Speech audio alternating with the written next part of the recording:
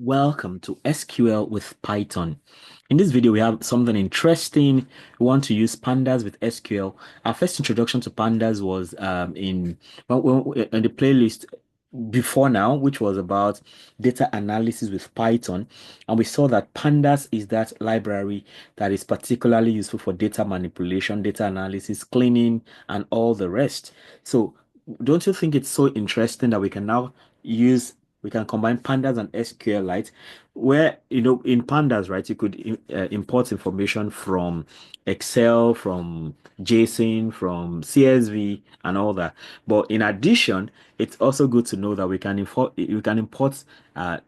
data sets from SQLite database and then use pandas to do analysis or manipulation on them. That's the beauty of this particular video.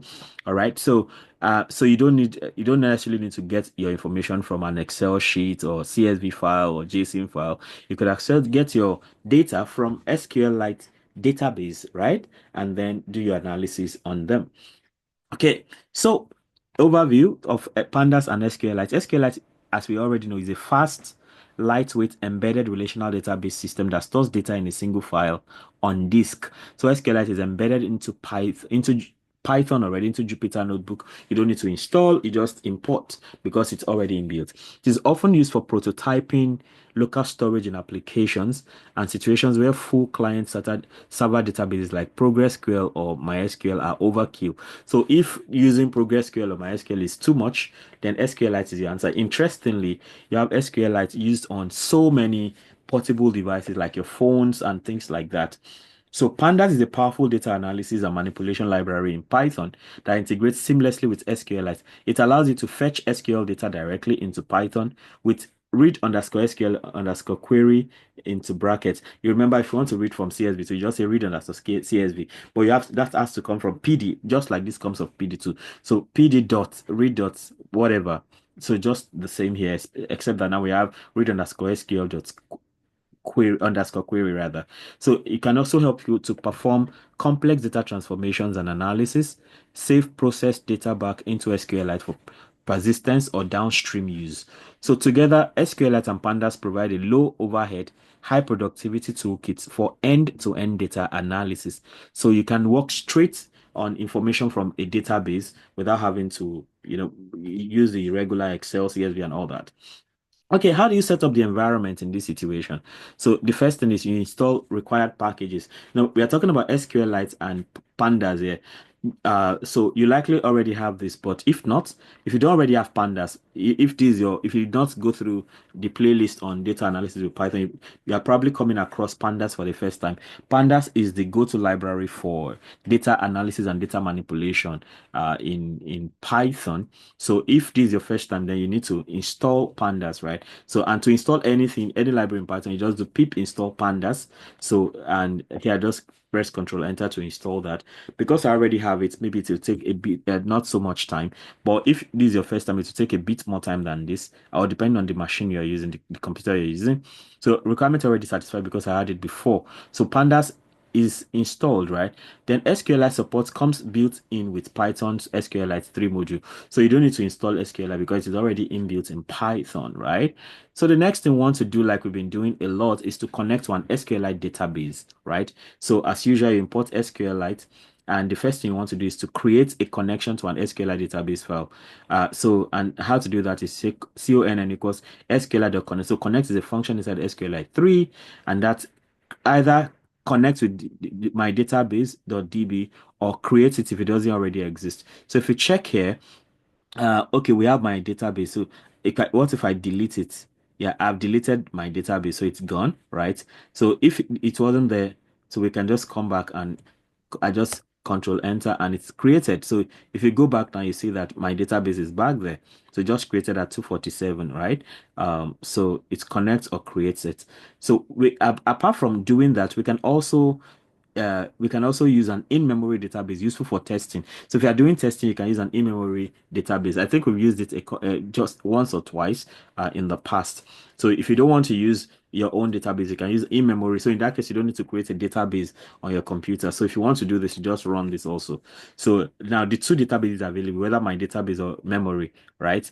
So we go to 10.4, where we fetch SQL data into pandas using read SQL query. Now, but of course, before we fetch any information, if especially if you are using the if we are using my database, which I just created, I just created it, and we there's no table there, so we have to create tables and populate those tables with information before we can actually fetch information from them, right? So Pandas provides a convenient method for doing all of this. So here now we import SQLite and you import Pandas as PD. So CONN is now SQLite 3 dot connect to my database. Now you are actually connecting. You don't need to create because it's already done. Then you create a cursor to access the database. So cursor is CONN dot cursor. Then you now drop existing table to avoid schema conflicts. So in case, of course, we know we just created this data, but if it is a database given to you, right? You need to be sure that the table you want to create does not already exist. So that's why cursor.execute will now drop the table if it already exists. So customers table, drop it if it already exists because we don't want to create a fresh customers table. Now, I've always warned that if you are working on maybe the database of a company or so, you want to be sure how you drop or delete things. You want to be very sure about that. So interestingly, I even know that for those kinds of tables, there'll be roles and privileges, and there'll be levels of people that can actually do certain operations on some databases, right? But this is just for learners, like this is just us trying to learn the ropes. So create table with 15 columns now. So maybe this is now up to 15 columns. Let's see. So cursor execute is what helps us to access the database. So we want to create this table called customers in that database. So create table customers. Customer ID is the first thing in the table, the first column.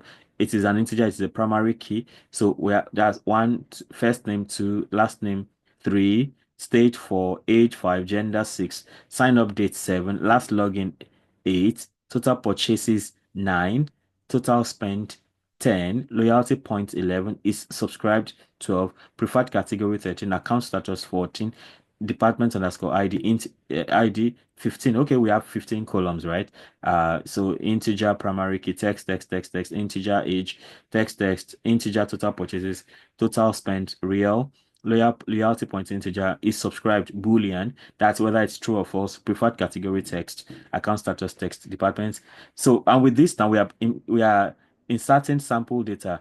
So of course that'll be 15 values per row, right? Because we have 15 columns. So we are inserting five people: John, Jane, John Doe, Jane Smith, Mike Brown, Laura Wilson, David Lee. These are made up names. These are made up names. They are not real people, and then we have their states made up, totally made up: Illinois, New York, Texas, California, and Washington, I think. Then with their ages: 34, 28, 45, 52, 31. Their gender: male, female, male, female, male. Then you have the dates. You have all of these columns you have up there. So then we are populating this. So we are making this possible so that we can actually, now extract the data using we can query the data and then bring it up as a Pandas data frame. So now that we have all this, we already know when you want to use your cursor, right? If you want to impute one data, like if you are going to put just John Doe, right? And you have only put John Doe, so you need only execute. If you want to have more than one, you can do execute many. Then if you now want to insert many data points into different tables, then you can now use execute script. So we've seen these three levels of execution. So here now you just say insert into the customers table the values. The values you've created there, you call them sample data. So you have all these 15 placeholders, and then you put, so it's more like you're dumping this whole information, sample data, into that table called customers. Then you commit, which is saving in this place. And then you now want to fetch customers older than 30, right? If you are interested in customers older than 30, we already know, since we have just five names, right? In a standard database, it can be running to 10,000 or something, but here I just have five for the sake of demonstration. So customers older than 30, we already know those will be John Doe, Mike Brown, Laura Wilson, and David Lee, right? Those are the people greater than 30. Okay. So and then to make it into a pandas data frame, right? We now have df equals pd, that's pandas.read underscore SQL underscore query, and then you have the query, the actual query. Where's the query now? yeah, this is the query here and the connection. So it now brings it out. This df, okay, I think I should have done this show lines. So this df in line 50, you know, makes sure you now have the data frame. So see all of that now.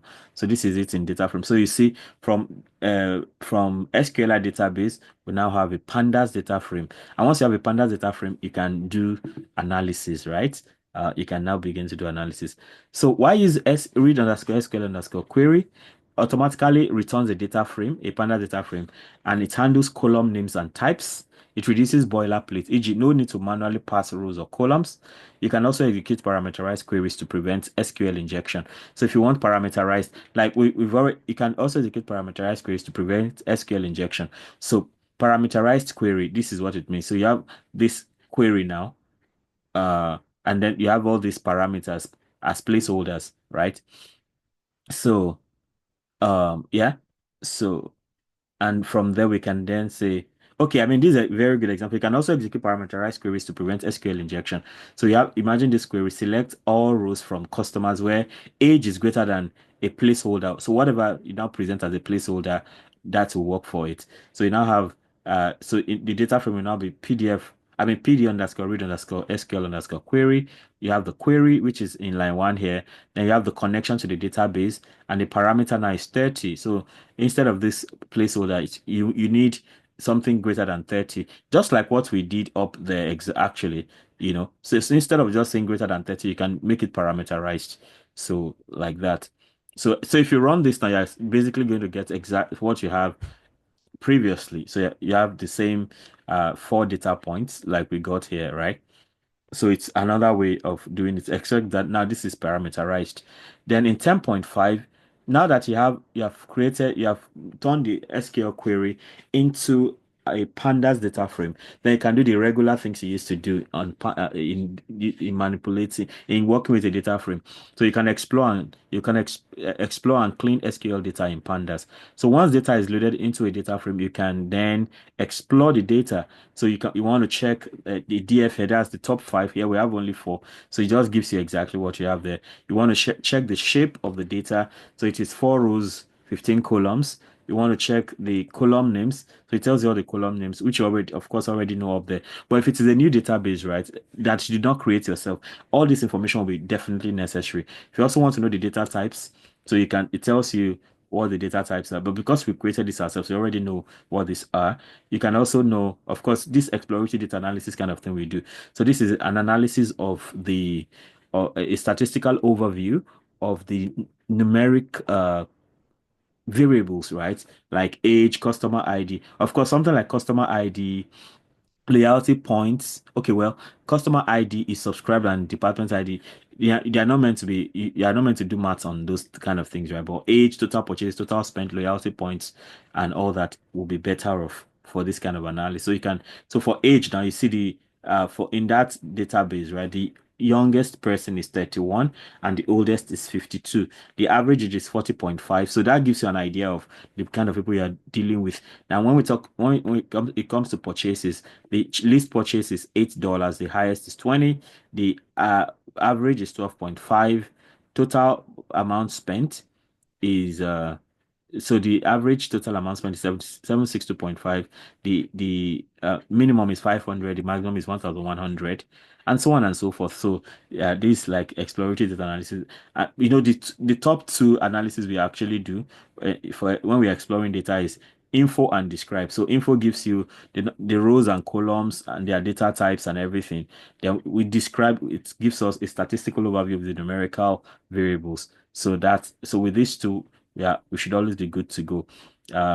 Yeah, because all the other ones we did, they are just, you can always already find them in these two things. So for entries, number 0 to 3, and total 15 columns with their data types, right? So if there's missing data, you know all of that. Then of course you can clean the data. Like if you have blank, if you have not missing rows, you can replace them. If you can also replace not available values with 0 if you want. So I mean, those don't exist, so we don't have any problem at all. Okay, so we are good. Next, we have to analyze SQL data in Pandas. Of course, we are used to analyzing data like this. So Pandas provides tools for filtering aggregating, reshaping, and visualizing data. So imagine here that you want to filter and select, right? So from the data frame now, you want the data frame to extract all the total spent column greater than 500 for you. Okay. So you want that. And then you now want to locate where the age is greater than 30 together with their first name and their loyalty points. So if you run this now, you get this. So I mean everything seems to meet up with the criteria. So maybe I guess I want to jerk this up to, let's say if this is 200, then it can, I mean if the first one is 800, then it can select less, age greater than 30. Yeah, so these two together will make, oh, everything's still working this way. Okay, yeah. So that's, what if I say age is now, that the age is now age greater than 35, say 35. Okay, I mean everything still works. Okay, I think that this is, it's better to do them separately because it doesn't seem to be making sense. Okay, 800, that still works. Greater than 800. Um, okay. DF. Okay, DF total spend greater than 800. That's these two, but DF2. Okay, I think there's something I'm not really getting here, actually. So let me know in the comment section if you have an idea what that is, because I'm wondering why this is giving me this result. Yeah, I mean this. I think this makes sense. Now this is giving us only two people, so we only got the people who are older than 35, right? Those are Mike and Laura. Mike and Laura. We just in their first name and their loyalty points. So maybe you have something special for people older than 35, and you want to just know their first name and their loyalty points. Maybe that will determine what you want to do for them. So this really works perfectly with that. Okay. And we can also do some sorting. This is what we've been working with all along. So you can do some sorting too. So if you want to sort the values by total spent in descending order, that's why you say ascending false here. So ascending false means in descending order. So total spent from in descending order from the biggest, I mean from the in descending order from the biggest to the smallest. So you want to know your top spenders, right? So you see Mike Brown spends $1,100, Laura Wilson spends 800, David Lee spends 650, and John spends 500. So that's you sorting according to total spent. So what if you want to sort according to, say, loyalty points, right? So if you want to sort according to loyalty points, uh, so in that case, okay, so you just bring this down here and you sort according to loyalty points. Loyalty points. Okay. So according to loyalty points now, again, Mike Brown still has the biggest loyalty points. So I think that still follows. So if we now say ascending false, instead of ascending, we now say descend, ascending true rather. Maybe that doesn't work, or we just, yeah. So ascending, that means from the smallest loyalty point to the biggest. So it just reverses the order. So David Lee is number one now. John Doe is number two. Laura Wilson and Mike Brown, like that. Then we can also group. We can do grouping and aggregation. So imagine you want to group the data frame by total spent, and you aggregate according to layout, the minimum and maximum loyalty points, and you want to count the account status. Okay, so you have this now. So total spent 500, the min is 150, the max is 150 also. So, and all of this just go because we just have four data points. So, this may not give us too much. But if you have a big database, these things make more sense. So here you can also create new columns. Imagine that you want to add a table for value added tax, right? Value added tax, and we know that, well, if as we assume that the value added tax is 10% of total amount spent. So we can just say new column value added tax, and that is equal to total spent times 0.1, that's 10%. And then you also want to create a new column called category. In this case, you want to bin the total spent. Say from 0 to 500, see that one as low spend, low total spent. 500 to 1000 is medium. 1000 to 15 is high. Okay, so now you have two new. Previously, no, there was no value added tax and category. If you check, no value added tax and category. So we had preferred category maybe for fitness, electronics, home, and clothing. That was preferred category. But now we have a category that is based on the total amount spent. So in this case, now if you run this, so now you're going to have value added tax and category. So for the value added tax now. So you see, somebody who spent 500 would pay $50 as value added tax. Somebody who spent 1,001 will pay 110. And then the category, because of 500 spent, that's low.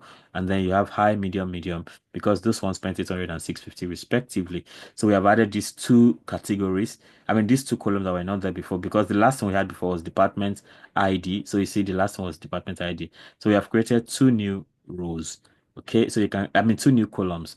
So let's see, how about merging and joining? So you see, we are doing pandas things and SQL things at the same time. How about merging and joining? Now imagine you want to merge with another data frame for SQL or CSV, right? So imagine you run a query. So from the original data frame now, this data frame that we had up till this point now. So you want to query that. You say select all rows from customers where age is greater than 30. So one people older than 30. Then you want to now turn this query, now you want to turn it into a data frame. So data frame will now be pdf.read underscore SQL underscore query. Then you bring in this query and connect to the database. Then that helps you output the database you now want to work with. So if you run this now, you have, I mean, everybody qualifies, everybody qualifies to be here, greater than 30, because they are all greater than 30. Maybe if I make it greater than 35, that can also help. So let me say 35 now. So we have just two. Or let me say, okay, going back to greater than 30. Um, yeah, everybody's greater than 30. So let me say greater than 31. Okay, greater than 31. Yeah. So we have three people now. So one person is filtered out. So we have three people. And then, so you see, that's the data frame, right? What if you now create another data frame? Like you want to create a department data frame. Say you have data frame one. This was DF, right? You now have another data frame, just data frame one. So you have so you make that using a Python dictionary. So PD data frame, department ID 101, 102, 103, 104, 105, and the department names are sales, marketing, apparel, furniture, and health, right? So now, if you run this now, you're going to create this data frame one, and you want to now merge customer data with department info. So you already had your customer data DF already, right? So imagine that you want to match those two. So you want to know the departments of people who are older than 31 in the customer's data base, right? So merged, this is a variable name. So PD merge. So merge is a function inside the pandas data frame, data pandas data library, and then you merge the DF that I had up here for John, Mike, and Laura, and then you are merging that with their departments. So where and that is happening based on department ID, because we have department ID in this table, and then we also have department ID in the new one we are creating now. So that will be some so yeah, at the end of the day, we are going to only have 10103 and 104. So we're going to have somebody from sales, somebody from apparel, and somebody from furniture. All the others we won't have. So, and the joining is from the left, because the DF1, so it's based on the department ID on the left. So, and by the time we can now visualize the merged table. So you see, this is what we have now. So you have sales, apparel, and furniture as like we expected. So we have merged the two data frames now into one data frame. So all of that can really happen. Okay, maybe you have something in Excel and then you have something in the database from the SQL database. You can bring them together. That's what this has told us. So we can also visualize SQL data with pandas and plus matplotlib and seaborn, right? So in this case, imagine you want to see import Seaborn and SNS, and Seaborn cannot operate without matplotlib, like we already saw in data analysis with Python. So if you have not seen that playlist, please you want to check that out. So data analysis with Python. So probably you need a histogram of total spent, right? So that you do sns.histplot, that comes from Seaborn, right? So total spent, and KDE true. So you want, because you want a line to pass through the histogram, then tied to total spending distribution, total spent in dollars, number of customers on the Y label. Then you also want bar plot of average spending by department. So you have average spent is df.group by department, total, the average of total spent, and you reset the index. So you now do an SNS bar plots. So the data is the average spent that you have calculated here. So X is department ID, Y is total spent, like that. Then you label the tables. The plot title is average spending by department ID. Then plot X label department ID and Y label average total spent in dollars. That's what this data that this code is about. And then I want to run that now, and you see two beautiful plots. Yeah, it takes a bit of time, and then it outputs total distribution like that. And here we have average spend by department ID. So because this is not randomized, so that's why we have it this way. So everything seems to be at the same level, number of customers, like that. Yeah, because we have just four, right? But I still feel something is not right here. Okay, so let's work with that for now. Yeah, so let's talk about writing process data back to SQLite. Now you have worked on, you have got information from SQLite, you have now merged with another database and blah blah. So, or even the data frame you've been working with, you now want to write it back to SQLite, right? So once you are done analyzing, you can store the processed results in a new table. So let's say you now want you have a new table, so you have df dot. So to write it back to SQL, just like what we used to do for Excel. So you have data frame dot data df to dot to SQL, and then the new table is now processed customers. So the customers you have worked on, then you connect. If exists, then you replace. If it does not exist, you put it. If it does exist, you replace. Index is false. So if exists, replaces the existing table if it was there before. If exists, append. That appends to the existing table if it was already there before. So here now, three information has been added to the processed customers database, right? Based on the fact that the last DF we had here, it will be these three: John Doe, Mike Brown, and Laura Wilson, like that. So that goes. So you can also verify that it's saved, right? So if you want to verify that it's saved, then you can just come back and say PDF read SQL read underscore SQL underscore query select all rows from processed customers. So if it outputs that same data, you see, it gives us those three people we had up there before. So it means that this thing is actually has been saved. So you see, this is an SQL query. So that means this has actually been saved as a table to the SQL database, for sales. So, that way, you have written back. So you can read from the SQL query, and you can write back to the table in the SQL database. So you can also work with multiple tables, right? You can also perform joins and sub queries. Okay, so create the orders table. So the other time, we worked with multiple data frames. We joined two data frames together. Here, we want to work with multiple tables where you have to do maybe things like join, group by, and all that. So here we want to create the orders table. Before now we had the customers table. Now we want to create the orders table so we can be able to work with the customers and orders table. So customer execute drop table if it exists or exists. So create orders table. I mean drop the orders table if it was already there, so that you can now create it fresh. So create table orders, order ID, integer primary key, customer ID, integer, order date, text, total real, foreign key, customer ID. So you need this customer ID in the orders table to connect with the customers table that we had previously. References, customers.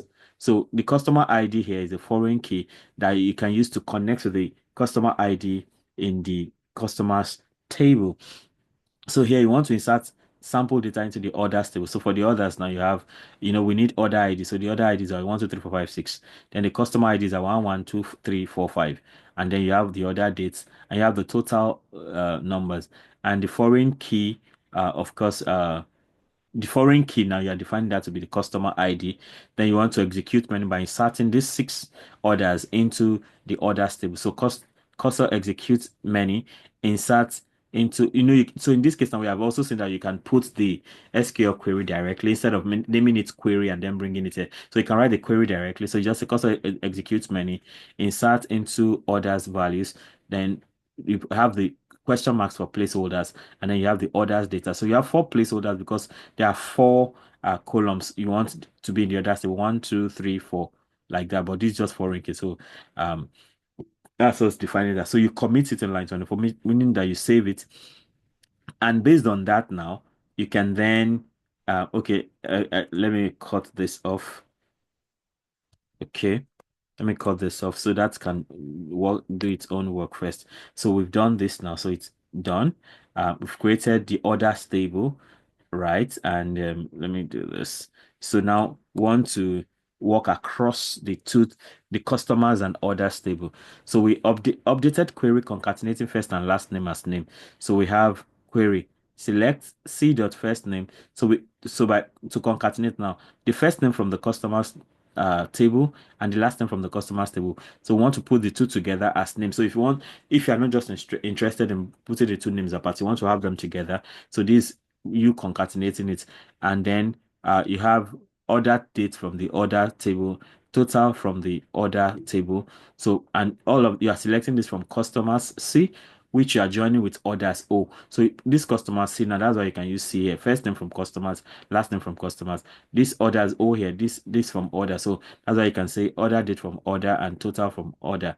And you are joining them based on the customer ID in both tables, where the total from O is greater than 100. So we want the total amount also to be greater than 100. And then now you can bring that into, so you can now turn that into a data frame, right? Into a pandas data frame by reading SQL underscore query. Then you bring in the query and connect to the database. And then you have something like this. So because you have joined the two names together, so you now have John Doe, the other date and the total. You have James Smith, the other date and total, and so on and so forth. Mike Brown and David Lee, like that. So we can also, so that's us working on multiple tables, right? So bringing that beautiful marriage between Pandas and SQLite. So you can use Pandas to pivot or reshape the data after retrieval, right? So imagine pivot, data frame pivot table. So index of the pivot is name, columns to be ordered, the values to be the total whatever is total there, right? Like total amount spent or something. Then you have the field value zero. So and then you can print out the pivot, and this is exactly what you have. Okay, so you see that David Lee ordered on this day. So that thing you had as a straight line, you now have it as a pivot table. So pivot tables are more appreciated if you have a lot of information to be displayed in one blue. But this one they are just for so it doesn't look like it's that important. But if you have like I remember using the flight data set that is inbuilt into Python, right? So pivot table helps us to read off the number of flights across like that.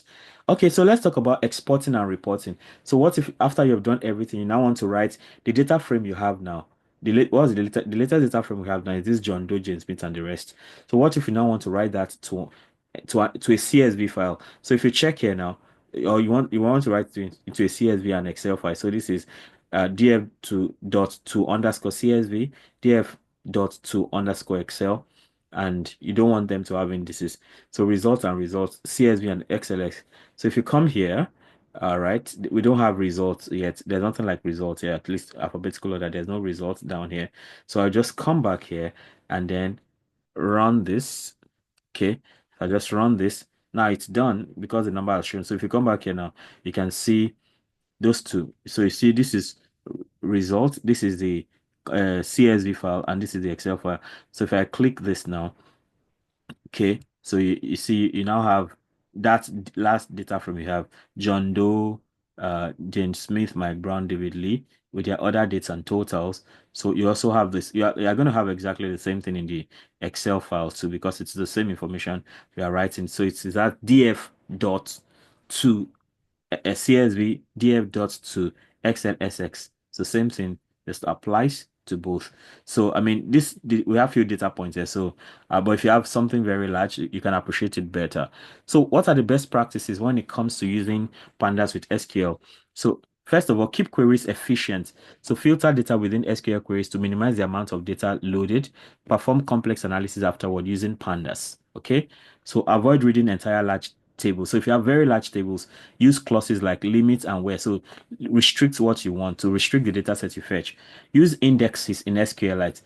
Create indexes on frequently queried columns to speed up read operations on large data sets. So if the data sets are pretty large, you want all these things to become very useful, like we learned under optimizing SQL queries. Then don't forget to close connections, right? Close the connection. Always call con.close when done to free resources. Okay. Then profile. Now, free resources means that if you don't close the connection, right, the database can still be running in the background, and it can, if it's a very large database, it can slow down your system. So it's very important to close connections. You establish connection with the CONN, right? So you also close it when you're done. Then profile memory usage. When working with millions of rows, monitor and optimize memory consumption to avoid crashes or slowdowns. So you want to be sure about that. Of course, this it becomes applicable if you're working in an industrial setting where you work with very large databases.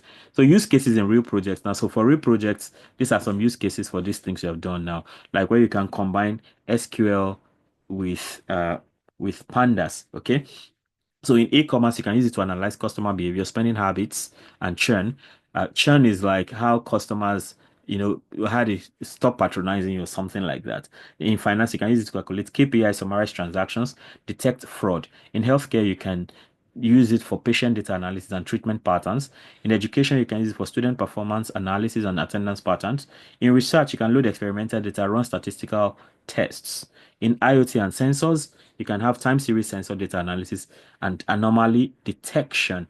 In conclusion, you can see that combining SQLite and Pandas, all right, in combining SQLite and Pandas offers a powerful workflow for lightweight end-to-end data analysis in Python.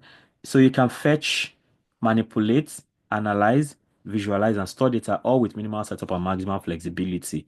Whether you're working on a small script, a research project, or a production prototype, this approach can scale surprisingly well. So you have a powerful tool right in your hands where you can combine pandas with SQL, right? In a very easy to do manner, right? So with this, we come to the end of this video. Once again, don't forget all my code sheets, my data. Well, in this case, I've not been using data sets, because you can always create your database, right? So all the code sheets are available if you check the description box in Python, or I mean in YouTube, on YouTube or on Facebook. Just check the description box. You have a link to a Google Drive where you can download all the code sheets I've been using. Even if you go for the data analysis one too, you have all the data sets and code sheets I'm using there. So you can download them and then start. So if I always advise before you even start watching, download all those things, set up your own system. As I'm doing it, do your own at the same time. So then you can pause and even tweak some things, try new things, and that way you get to learn because you actually code, you learn coding by coding. You don't just watch video and after it, when it's time to implement, it's difficult. So download all the code sheets first, set up your own system, and maybe probably have two devices, one to watch what I'm doing, the other to implement what I'm doing, and then always give yourself time to check how things are. If you see a number somewhere, change the number to see what it does, and that's how you actually learn. So we've come to the end of this.